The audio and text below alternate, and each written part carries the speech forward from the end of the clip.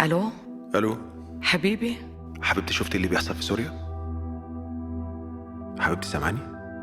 هذاكر للولاد حاضر، وعشيهم وهدعيهم وحميهم كمان بدري، ونيمهم وغنيلهم، هسيب المكوى دي لبكرة عشان تعبانة مش قادرة، ده شغل البيت يهد الحيل، وهاتلنا عيش وكيس سكر وجبنة يا ريت، ولو تقدر ما تسهرش لنص الليل. حبيبتي، عيش وسكر ايه؟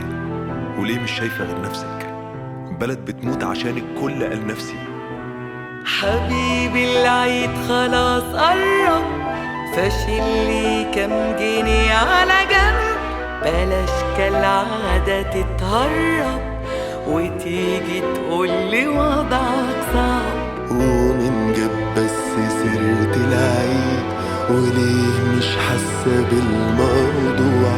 بلد بتموت عشان الكل، عشان الكل مش حاسس.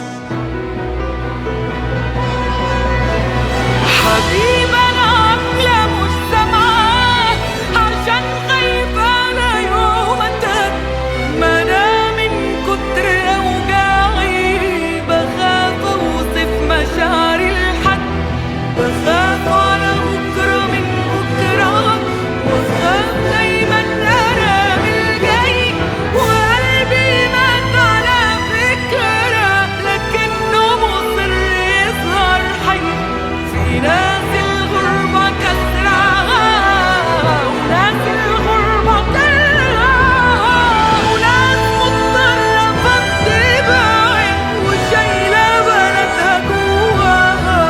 وهو يا سوريا ده الموضوع، وطن بيموت عشان الكل مش سامع مش فاهم مش حاسس.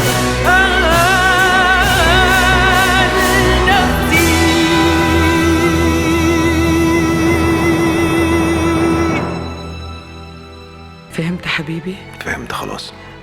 هجيب العيش وانا جاي والسكر ومش هتأخر. مع السلامة.